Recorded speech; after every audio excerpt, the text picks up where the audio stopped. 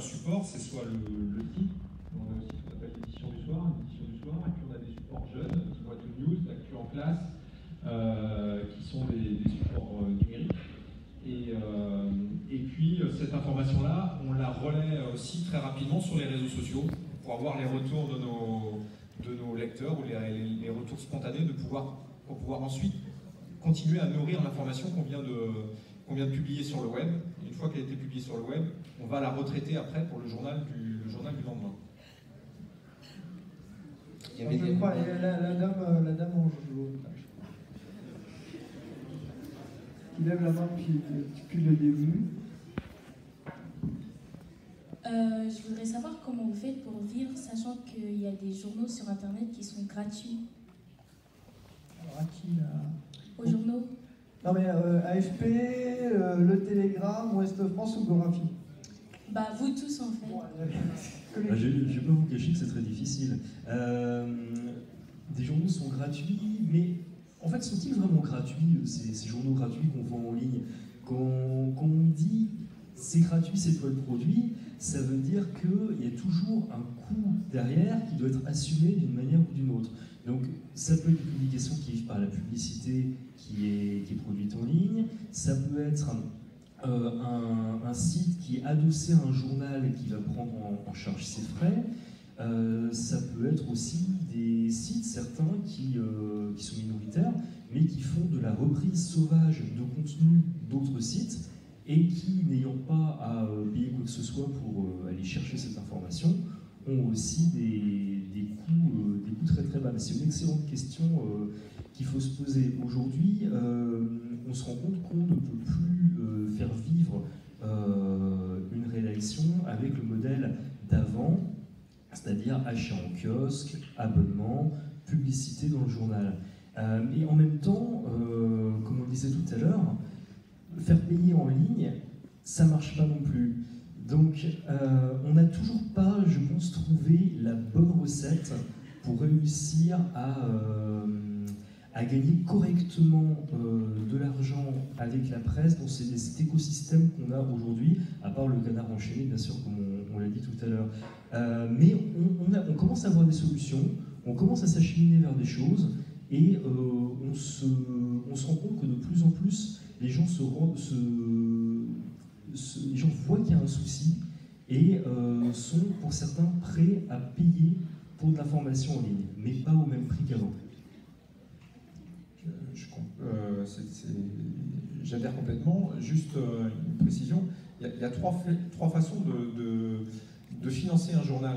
Il y a c'est la publicité, c'est une possibilité.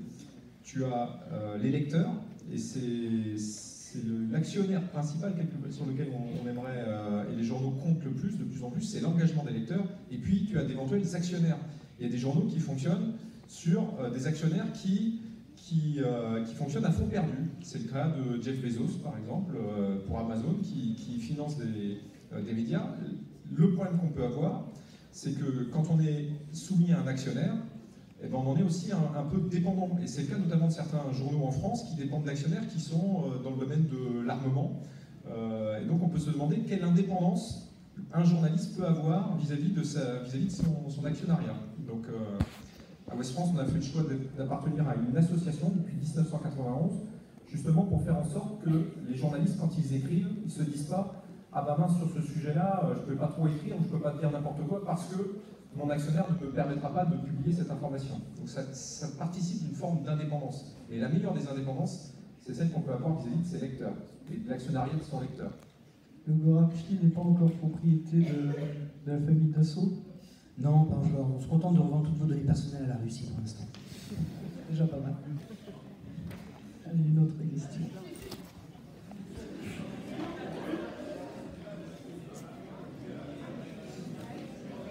Bon, après la dame.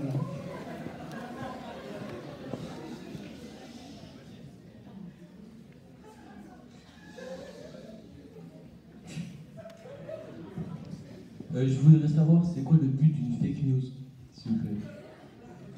Alors, la fake news, c'est une manipulation politique. C'est par exemple, dans une élection, on va c'est assez intéressant parce qu'avec ce qui s'est passé aux États-Unis, vous aviez des fake news qui n'ont pas servi à changer de gens d'avis, c'est-à-dire que des gens n'ont pas changé d'avis entre Hillary et Donald Trump. En fait, ça les a cristallisés dans leur vote. C'est-à-dire que des gens qui hésitaient un peu entre les deux se sont dit non mais finalement je vais voter pour Hillary ou je vais voter pour Donald Trump. Donc c'est assez intéressant, les fake news aux États-Unis n'ont pas forcément influé sur le résultat de l'élection, mais elles ont plus cristallisé les gens dans leur vote. Et ensuite vous avez aussi des manipulations de plus grande ampleur où vous avez Moscou qui a organisé des rallyes, des soirées électorales qui étaient soi-disant démocrates ou pour Black Lives Matter, et en fait c'était piloté par Moscou. Et vous avez Michael Moore, le réalisateur américain que vous connaissez peut-être, qui s'est pointé à ce genre de soirée sans savoir qui était le véritable organisateur. Donc c'est assez intéressant, le niveau de manipulation qu'il y a eu aux États-Unis est assez intéressant parce que c'est pas juste de la fake news pour essayer de troubler les gens, ça a vraiment touché tous les trucs. Et eux, leur optique, c'était vraiment de faire peur aux républicains en créant un maximum de groupes Facebook ou Tumblr sur Black Lives Matter ou sur les féministes, de manière à ce que les électeurs républicains prennent peur et votent massivement pour Donald Trump. Et non essayer de faire basculer, de faire changer les démocrates et les inviter à voter pour les républicains. Ça a vraiment été une volonté de scinder la société américaine en deux et de jouer sur la peur de l'autre et la peur que les Noirs américains vont se révolter. Par exemple, à l'époque de Ferguson, en fait, on a découvert après l'enquête que beaucoup de groupes Facebook Black Lives Matter, au moins un, avaient été créés par Moscou. Donc en fait, n'était pas du tout un groupe américain, c'était juste un canal de propagande soviétique, enfin russe, pardon. Je vais juste rajouter un tout petit point, parfois les fake news servent aussi plus prosaïquement à gagner de l'argent facilement. Certains sites proposent à n'importe quel internaute de créer sa fake news, de créer son canular, voire en créer eux-mêmes. Ça coûte absolument rien à produire, c'est gratuit, mais ça fait des titres hyper racoleurs sur lesquels les gens vont cliquer, ils vont arriver sur le site il y a de la publicité, ça va rapporter de l'argent. Et tout ce que la personne qui veut gagner de l'argent a à faire, c'est créer les titres les plus fous, les plus racoleurs possibles, en se disant il y aura bien 100 pigeons pour cliquer dessus. Et vous aviez... Juste un site relais aussi, de temps en temps, avec WhatsApp, on reçoit plein d'images. Je vous engage aussi, quand vous recevez un peu des images, peut-être choc, si vous ne savez pas d'où elles viennent, ne les transmettez pas, quoi. Évidemment, vous pouvez passer des articles intéressants à des amis, des choses comme ça, mais je sais par exemple dans les Gilets jaunes, il y a eu plein de faux montages qui ont été faits. Et souvent, même moi, dans mes bandes de potes, j'ai reçu des images, mais en fait, ça n'avait rien à voir, quoi. C'était juste une photo, je me souviens d'un tracteur dans un centre des impôts, et c'était un vieux truc, quoi. Donc, vous-même aussi, à votre petit niveau, essayez de lutter contre ça. Quand vous avez les images ou les articles qui vous semblent pas identifiés, un peu bizarres, ou une photo trop choc, même tant que vous ne savez pas si c'est vrai ou pas identifié, gardez-la pour vous, et entre guillemets, quand c'est un virus, ne la propagez pas si facilement. Et d'ailleurs, les fake news sur la santé et sur les vaccins, c'est des dizaines de sites qui sont là juste pour la publicité et pour faire de l'argent souvent, mais ça marche parce que ça fait peur. Il suffit de voir tout à l'heure quand tu as demandé à propos du vaccin qui causerait l'autisme, si c'était vrai ou fake, et vous avez j'ai vu plein de gens tenir la pancarte bleue. La pancarte bleue. Donc c'est un vrai problème. YouTube là, est en train de faire un peu le ménage dans toutes ces vidéos à cause de ça justement. Vous avez Facebook qui est aussi un canal, sans le vouloir, de ce genre de news. Moi en ce moment dans mon feed, j'ai un truc sponsorisé pour une espèce de site de streaming qui s'appelle Gaia. Alors derrière ce nom un peu scientifique qui propose des reportages pour $1 et tout, dès que vous cliquez, vous vous rendez compte que c'est que du truc conspirationniste, créationniste, enfin, c'est du bullshit high level quoi. Mais voilà, Facebook diffuse ça sans aucun avertissement. Ce qui fait que quelqu'un un peu crédule va cliquer là-dessus, va commencer à regarder, et il va se dire, attends, mais c'est vrai, c'est vachement bien construit, c'est des reportages vidéo, qu'est-ce qui va me prouver que c'est faux? Et on en parle aussi des platistes, ces gens qui sont persuadés que la Terre est plate. Il y a un super documentaire sur Netflix là-dessus, et c'est pareil, c'est le même mécanisme, c'est la même manière d'approcher l'information, et c'est des gens, une fois qu'ils ont l'idée dans la tête, c'est impossible pour leur enlever. Une autre. Il y a la jeune fille qui a levé la main depuis tout à l'heure. Où ça? Ok.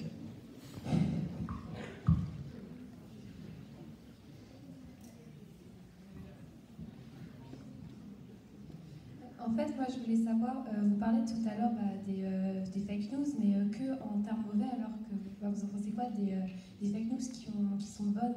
Enfin, pas les informations sarcastiques, mais genre les informations qui sont fausses, mais qui créent quelque chose de positif au final. Alors, c'est une question hyper intéressante, parce que ça me rappelle un débat que j'avais eu avec une amie. Elle avait publié des photos de violences policières qui étaient censées se dérouler pendant la loi travail. Et elle disait, c'est inacceptable, regardez, ils n'ont rien fait, ils sont tapés dessus. Et je lui avais fait remarquer que cette photo provenait en fait de manifestations qui avaient eu lieu en Espagne, ça n'a absolument rien à voir avec la loi travail, bref, qu'elle s'était fait avoir. Elle m'avait répondu, oui, mais si ça permet de pointer du doigt les violences policières, alors c'est pas mal aussi. Et ça pose la question de est-ce que la vérité, est-ce que la foi justifie les moyens en fait? Est-ce qu'on peut travestir la vérité pour défendre une cause? Personnellement, vu mon métier, je pense que si une cause vous paraît juste, vous allez trouver énormément d'éléments qui seront vérifiés et qui pourront la servir. Alors que diffuser une fausse information pour servir cette cause, en fait, ça aura sans doute l'effet inverse. Ça risque de la décrédibiliser. Moi, j'aurais tendance à assimiler ça à une manipulation, quoi qu'il en soit. Alors, est-ce que la fin justifie les moyens? C'est un peu, ça jette le discrédit ou le doute sur toute cause que l'on défend, qu'elle soit bonne ou mauvaise. Donc, le procédé, l'éthique de ces procédés me gêne en tout cas. Voilà, encore une ou deux questions.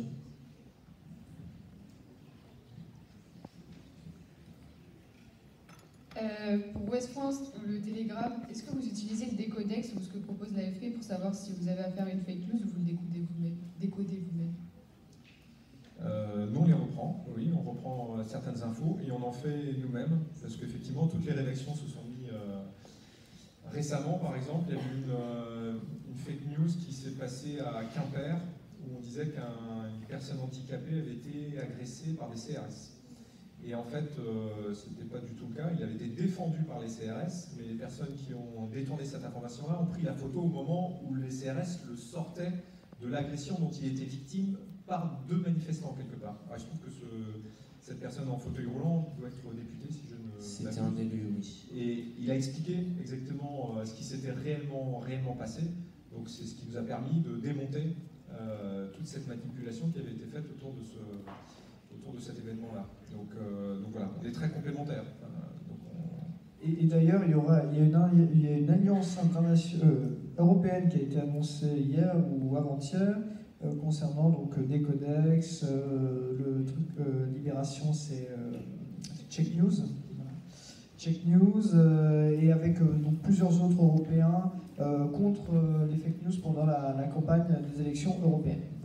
Et je pense que ce qui nous attend sera très très difficile pour nous et pour votre génération. Nous, on voit des nouveaux médias apparaître, notamment issus des pays asiatiques et de Chine, où on voit des présentateurs télé, dont on a l'impression que ce sont de vraies personnes, et qui font des journaux télévisés, et qui sont des formes d'hologrammes, en fait, entre guillemets, et qui donnent des informations qui sont juste des textes tapés. Et ils récitent cette information-là, et même quand on regarde effectivement l'écran, on a l'impression d'avoir affaire à une vraie personne. Et de même qu'aujourd'hui, avec toute la technologie, on aura besoin de la technologie, comme tu évoquais, pour décrypter toutes ces images qui sont transformées, changées dans leur contexte. Et on a également aujourd'hui, on peut très bien faire dire à Donald Trump, sur cet écran-là, n'importe quel texte, et avec les lèvres qui seront en adéquation avec le texte qu'on a tapé. Et je veux dire, comment demain on va réussir à savoir quelle est la différenciation entre une personne qui dit quelque chose, est-ce que ça lui a été commandé ou pas commandé? Les défis qui nous attendent sont vraiment d'ampleur autour de la réalité de l'information. Et d'ailleurs, Ulysse, notre spécialiste chez Print des fake news, c'est les deepfakes. Il y a d'ailleurs un très bon article disponible. Une autre question.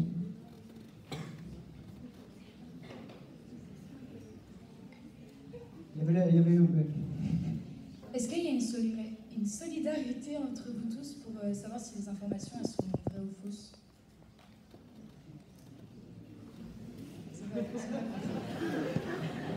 Nous, on est très concurrents avec le Telegram. Donc, non, mais il y a de plus en plus, il y a des dossiers qu'on appelle les Wikileaks, où il y a des médias qui sont français ou européens qui travaillent autour de dossiers très très lourds. Et donc on voit bien que dans certains domaines, c'est d'une telle ampleur le besoin de ressources en journalistes pour pouvoir décrypter des informations auxquelles on n'a pas accès, ou des informations qu'il faut pouvoir bien analyser, qu'il y a une forme effectivement, de coalition des médias qui se met en place, et que il faut qu'on sorte de nos concurrences traditionnelles qui datent depuis des dizaines et des dizaines d'années pour, dans certains cas, essayer de révéler la réelle nature des informations dans un but noble, en tout cas. Il y a concurrence et compétition. Essayer de sortir une info en premier, ça sert au lecteur puisqu'il sera informé plus vite. Mais on va pas ce serait pas forcément très sain de laisser sciemment un confrère sortir une fausse info en se frottant les mains, en se disant « Ah, quel couillon, il s'est fait avoir !» Parce qu'après, ça rejaillit négativement sur toute la profession. Si un jour j'ai un confrère qui m'appelle pour me demander hey, est-ce que ce que machin a dit c'est vrai ou c'est pas vrai, je vais pas l'induire en erreur par plaisir pervers de le voir se vautrer. Je pense que ce serait préjudiciable, même à court terme. Et oui, juste pour rebondir, il y a quand même une solidarité entre journalistes, même si on est des médias concurrents. On s'aide, quand il se passe un gros truc, on s'envoie des textos. Un confrère demande un portable d'un avocat, on lui donne. Enfin, nous, on est quand même une profession, on essaye, voilà, c'est pas toujours facile d'être journaliste, on est là quand même pour s'aider. Effectivement, on est peut-être un peu content qu'on a un scoop, entre guillemets, mais globalement, enfin, en tout cas, peut-être à Paris, je sais pas comment c'est, mais dans les régions, il y a quand même beaucoup d'entraide entre journalistes et on n'est pas là pour se tirer la bourre sur le terrain. Ça veut dire que maintenant je peux t'appeler quand je veux le numéro d'un avocat et tout. Merci, hein, c'est pratique.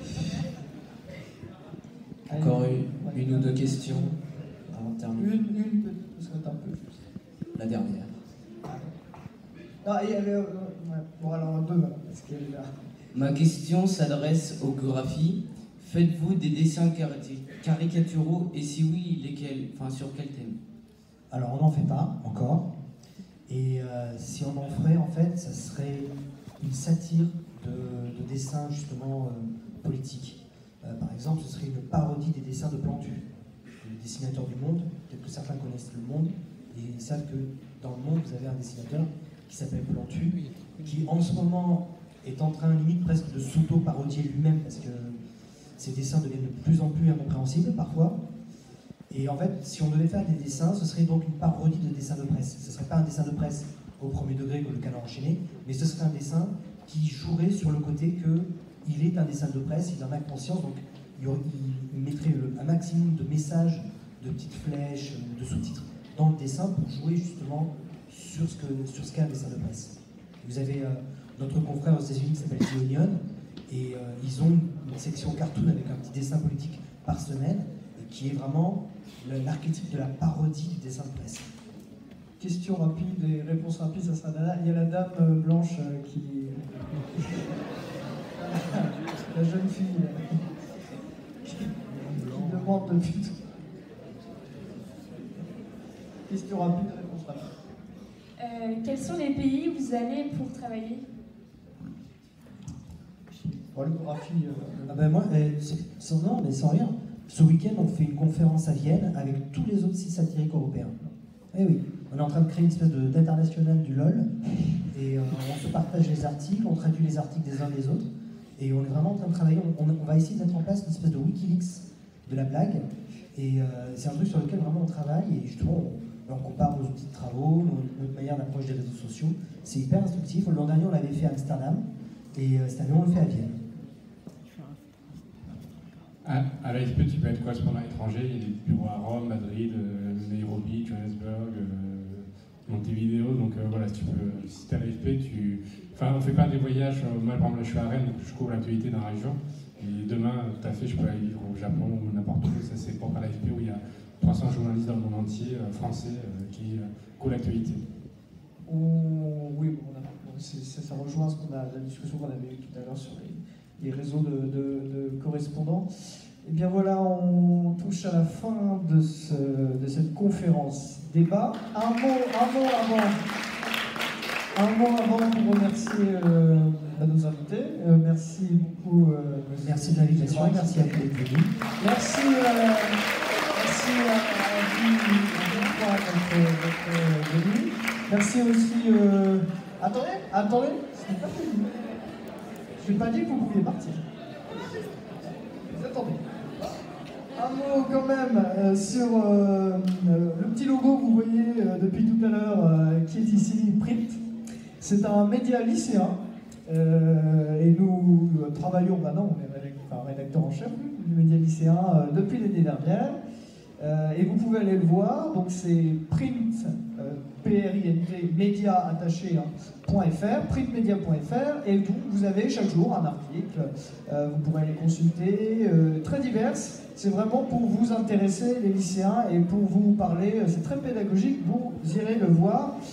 Et puis merci surtout au Clémy, merci à Madame Patéa et Madame Pesca, qui nous ont proposé de venir animer. C'est une surprise. Je voulais juste que vous remerciez ces deux lycéens. Merci à vous.